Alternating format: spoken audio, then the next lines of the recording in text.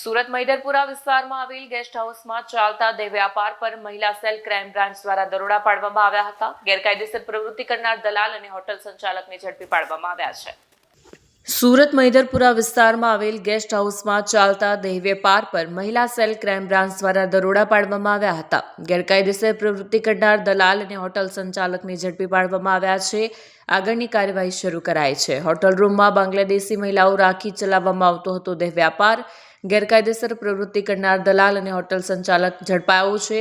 Guest house સંચાલક મલિક રઝાક દાઉદ અને નરેશ ગામિતની ધરપકડ. પશ્ચિમ બંગાળની 3 અને બાંગ્લાદેશની 2 મહિલાઓને મુક્ત કરાઈ.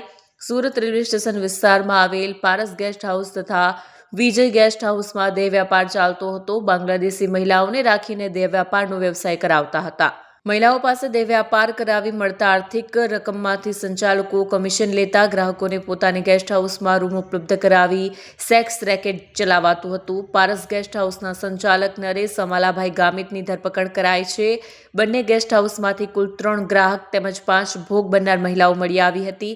પૂછપરછ કરતા તેમાંથી 3 મહિલાઓ કલકત્તા પશ્ચિમ બંગાળની રહેવાસી હતી તેમજ 2 મહિલાઓ બાંગ્લાદેશની હતી. રેડ દરમિયાન વિજય ગેસ્ટ હાઉસનો સંચાલક ભાગી જતા વોન્ટેડ જાહેર કરવામાં આવ્યો છે. રેડ દરમિયાન મોબાઈલ નંગ 6, રોકડા ₹10,500, poster, condone, Paytm QR code, phone pay QR code, hotel register મળી કુલ ₹50,500નો મુદ્દામાલ જપ્ત કરાયો છે. Bureau report, Satya TV news, Surat.